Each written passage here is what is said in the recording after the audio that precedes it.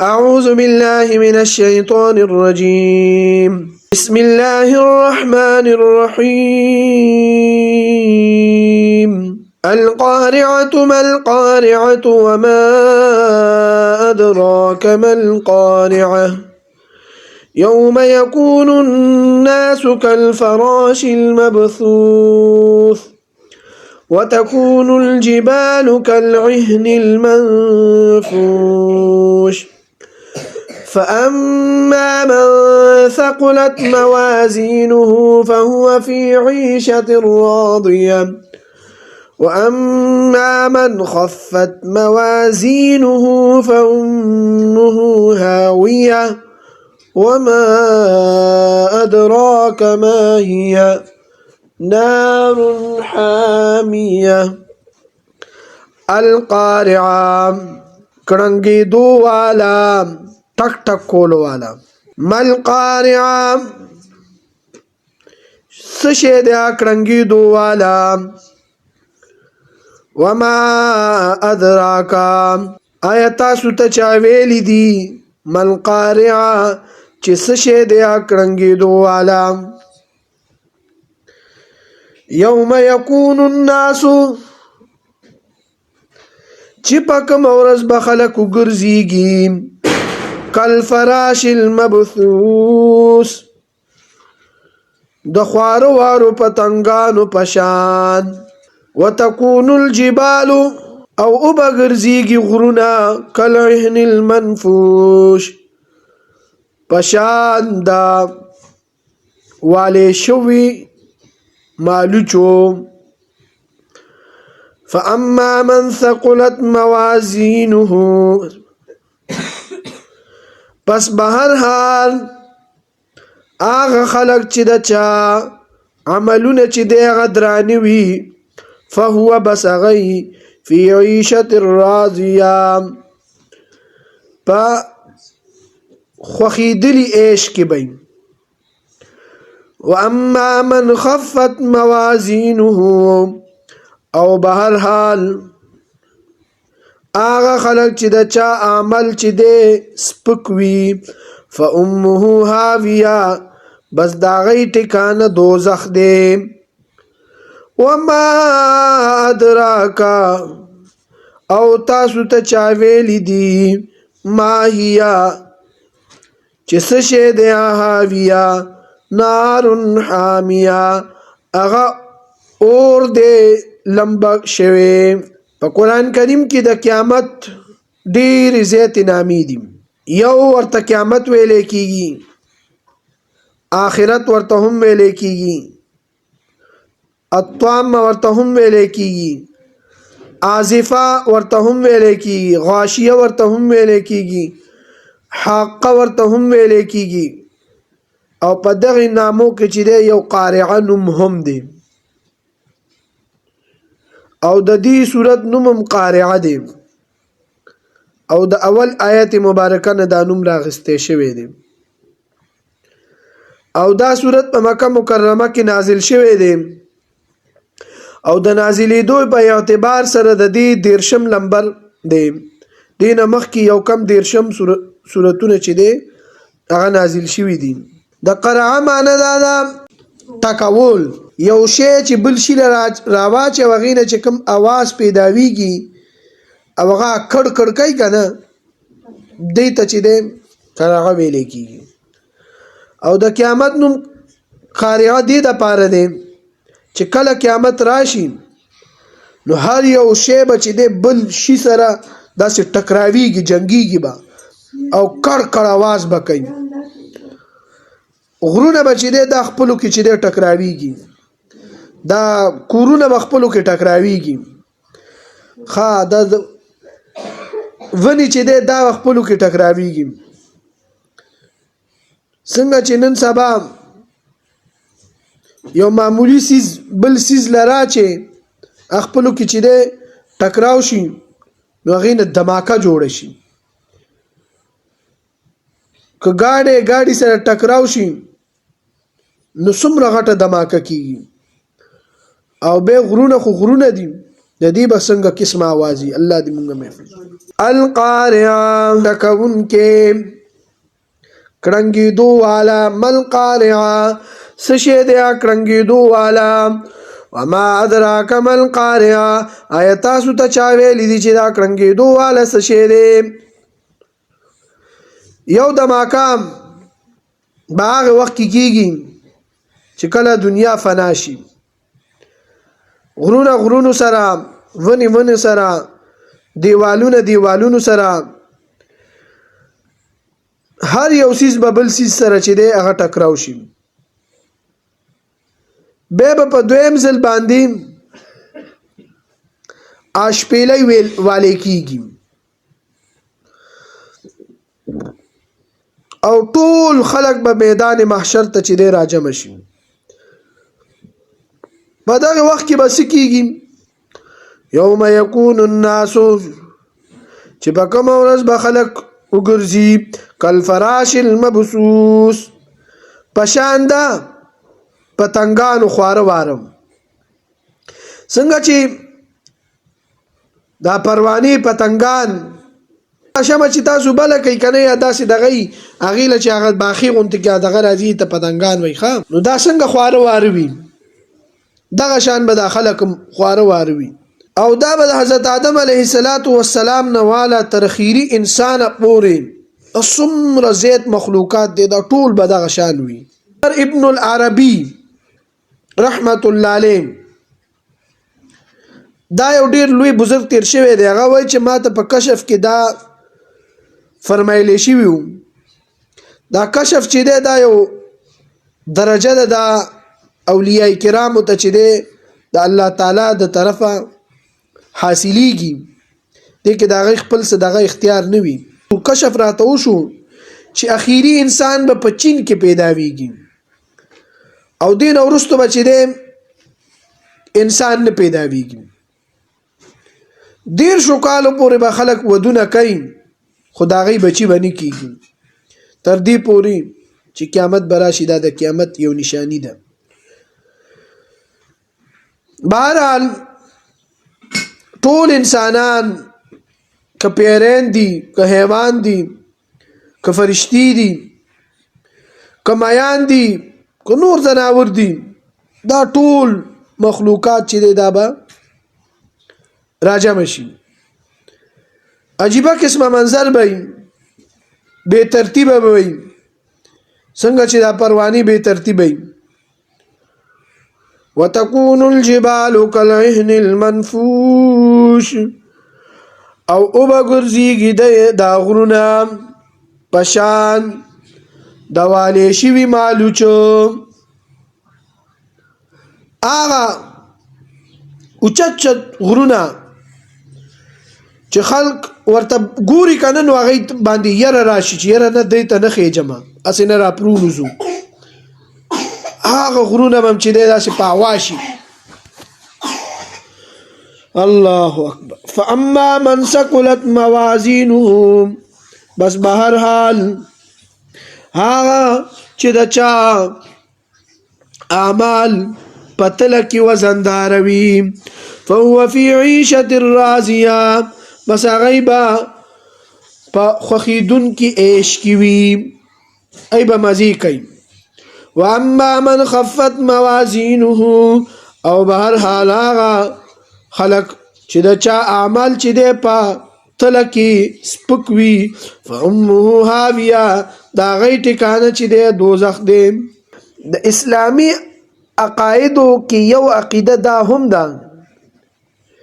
چې د قیامت په ورځ به نیکینې او بدینې دا تللی کېږي دا تلل چې دی دا حق دی میدان محشر حق دی پل صراط حق دی جنت او دوزخ دا حق دی او د الله تعالی عدالت قائمیدل دا هم حق دی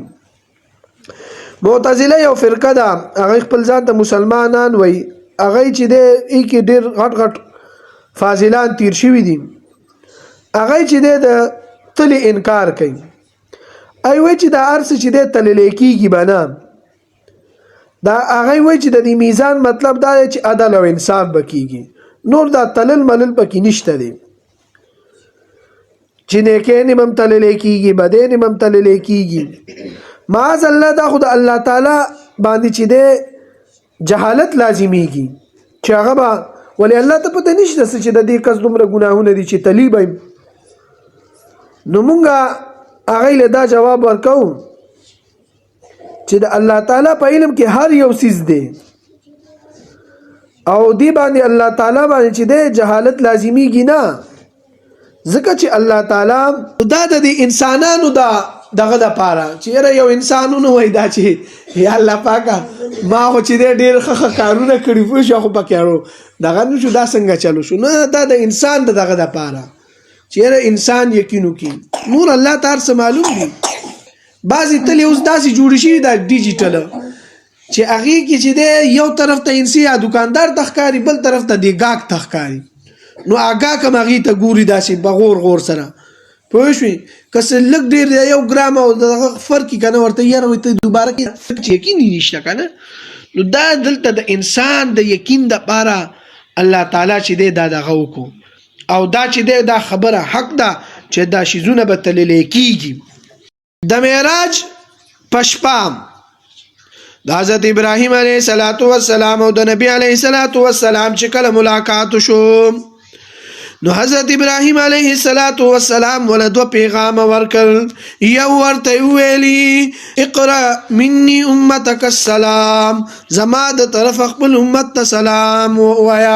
ابراهیم علیه السلام مونږ باندې سلام راستولې دي نو مونږ به ابراهیم علیه السلام ته داغي جواب ورکو زړونو کې پټ پټ وای علی ابراهیم وعلى نبینا وعلى جميع الأنبياء والمرسلين الصلاة والسلام دا مونږه جواب ورکو ابراهيم عليه السلام صحیح شو او دویم پیغام ورته دا راستولیو چې دا جنت چې کوم دی دا داسي یو میدان دی طیبة الارض عذبة الماء دا زرخیز ازمکه دا او بی چې دا ډېرې ښکلي دي خو په دې کې چې دی ونې نشته دی ونې به چې دی د دنیا نه تاسو راوړئ ونې کمې دي تا چې یو ځل سبحان الله وویلې هلته تا دپاره یو ونه ولګېده تا یو ځل الحمدلله وویلې ونه ولګېده الله اکبر دې وویلې ونه ولګېده لا اله الا الله دې ووې ونه ولګېده تر دې پورې چې تا کومه کلمه ویلې هغه باندې چې تا ته لس نه کېنی ملاو شوي یو صغیره ګناه ستا هغه ختم شو او یو درخت ته چې په جنت کې ولګېدو انسان چې څومره زیاتې تسبیحات وای نو دا په دنیا کې خدای وای هلته جنت کې دته چې ونې لګي هغه سي میدان دی او په کې خې مزیداری دي خو میدان دی ونې نشته ونې به ته دیزي نه ورلغه کې پیغمبر علیہ السلام فرمائی چې سلور کلمې الله تعالی ته ډېرې محبوب دي سبحان الله والحمد لله ولا اله الا الله والله اکبر او د بخاری شریف اخیری روایت ته کلمتان حبیبتان الى الرحمن خفیفتان على اللسان ثقيلتان في الميزان سبحان الله وبحمده سبحان الله العظیم الله تعالی تا دو کلمې ډېرې زیاتې محبوبه دي په ژبه باندې ډېرې سپکې دي یاد کولو کې چې ډېرې سپکې دي یعنی بنده ډېرې زر چې لږ غونډې کې معمولي کوشش وکړي بس یاد بشي درته او په ویلو کې چې هغې کې څه تکلیف نه میلاویږي خو په تله کې چې هغه ډېرې وزندارې دي ثقیلتان فی المیزان دلته هم چې وګورئ پتله کې چې ډېری وزنداري دي او د قیامت په ورځ هغه کلمې به چې دی تللی کېږي نو د هغې به ډېر زیات وزن وي کلمه کومه ده سبحان الله وبحمده او دویمه سبحان الله العظیم او ډېر خوش قسمته به داسې چې به بغیر حساب کتاب ځي لکه ما تاسو ته ویلي که نه چې پیغمبر صلی الله علیه وسلم ویلي چې زما د امت اویا زره کسان به داسې وي چې هب بغیر حساب کتابه جنت تزي. هم الذين آغا خلق لا يسترفون چې کم دم او جاړ پونک نه کوي، لکه مطلب دا غلط تعویذونه او غلط قسمه چې ده د دمونه ممونه نه کوي. لا یقتون او بلا وجه په خپل بدن باندې چې ده داغ نه لګي، خالونه مالونه نه لګي یا نور داسې چې دغه نه کوي. لا يتطيرون او بدفالی هم نه اخلي چې رفلان کوي خزه زما کور ته راغلی وه اوس بیماره شومه یا زما بچی بیماران شو، دا شرک دی، دې نه به ځان ساتي. دا هر څه د الله تعالی په لاس کې. وعلى ربهم يتوکلون او دوی به په خپل رب باندې توکل کوي. د دې روایت نه دا معلومیږي چې اویا زره کسان به بغیر حساب کتابه جنت ته ځي. دا ډیره زیاته غټه خوشخبری ده، خو دا خو چې دی په اوړو کې د مالګې برابر هم نه ده، ځکه چې د پیغمبر صلی الله علیه وسلم امت خو ډیر زیات دی، اویا زره. نو په بل ځای کې راځي هر یو کس به ځان سره د اویا زره چې دي بیا به دي کې هر یو کس ځان سره اویا زره کسان جنت ته بوځي. نو به حساب ولګوئ چې څومره شو. حضرت ابو امامه باهلی رضی الله تعالی عنہ نے دا روایت ہے وثلاث حسیات من حسیات ربی او د الله تعالی درې لپی با پکې هم وی. دا کسان من بغیر حساب کتاب جنت ته دي. دا الله تعالی د شان چې څنګه لپی هغه شان خلق بچی دی به جنت ته ځي. نو ډیر زیات گنجائش دی او ډیر زیات دغه دې پدې کې الله تعالی دې پکې زموږ استاد عیسی هم وکي. حدیث پاک کې راځي چې د نیکانو یو پرچبي بطاقه او د بریانو با نونانو مې رجستری. الله تعالی به دې کستوي چې ستا نونانو مې رجستری دی، هغه کې ستا ګناهونه دي او یو دغه چې دغه تاسو نیکی ده، یو پرچه ده هغه باندې ستا نیکی لیکل شوی ده او دا به د دې به وزن کیږي. هغه به ورته وایي پروردګاره د مخلوق په مخ کې ما شرمنده کومه، ای الله تعالی ما ته پته ده چې زما دا یو پرچه به څوکي یو کم سل رجسټري دی او دا صرف یو وړه غونته کې معمولی پرچه ده. یا الله پاک هغه ټول د ګناهونو نه ډک دي، دا یو معمولی پرچه به څوکي. نو یا الله پاک ما د مخلوق په مخ کې شرمنده کومه او په ما پر نه. الله تعالی ورته نه ټول خو بکیږي. یو طرف ته به پرچه کې خو دی شي او بل طرف ته به قانونان مې رجسټری کې خو شي. هغه پرچه به ونه وزندار وي او رجسټری به سپکی وي. نو الله تعالی به هغه پرچه غته اوخی پاغي کې به لیکلی شوي وي اشهد ان لا اله الا الله وحده لا شريك له واشهد ان محمدا عبده ورسوله. یعنی د سره بچی د دې عقیدی دا یو کلمه وي، لیکن مونږ او تاسو دی په مغالطه کې ناراضو چې مونږ خو کلمه ویلې دا او بس د دې وجه نه به مونږ چې دی بچو. یاد وساتئ چې دا دې کس سره خاص دی، هغه کس سره چې هغه ټول عمر په کفر او شرک کې تیر کړی وي، آخره کې کلمه ویلي اشهد ان لا اله الا الله واشهد ان محمدا عبده ورسوله او بیغین رسول دې مړ شو، لکه هغه ته د نور نیکین ور توفیق ملاو نشو. نو دا د هغه کس باره کې ده او مونږ او تاسو نه بچی دی د هر یو شي تپوس کیږي چې مونږ له خو الله موکرا کړی ده. لہذا اللہ تعالی فرمائی فَأُمُّهُ حَامِيَا، بس داغا کس ٹھکانہ چی دے دوزخ دے. دا یو معنی دماغ نو دے با برنا چی دے داسی دی دوزخ تا چی غرزائی کنا نو برنا بای داسی الٹا را غرزائی. نو دے با چی دے دی اویاو کالو کی بچی آغا داغا تزی حامی تا چیزی کتا تلتا نو دا با طولو نمخ کی چی دے دا دماغ پزمکا لگی. وما ادراک ما هي او تاسو ته چا ویلی دي چې حاویه څه شی دی؟ نار حامیه، دا اور دی لمبکړې شوی. دا د دنیا اور چې دی څوک نشي برداشت کولی، اوس په چې پکې واچي هغه هم د لچې دی داسې ریزه ریزه کی ویلی کی او د دوزخ اور چې کم یو کم اویا ګناه به د دې دنیا د اور نه تیز وي دا غي دغه به څوک الله تعالی دې موږ وساتي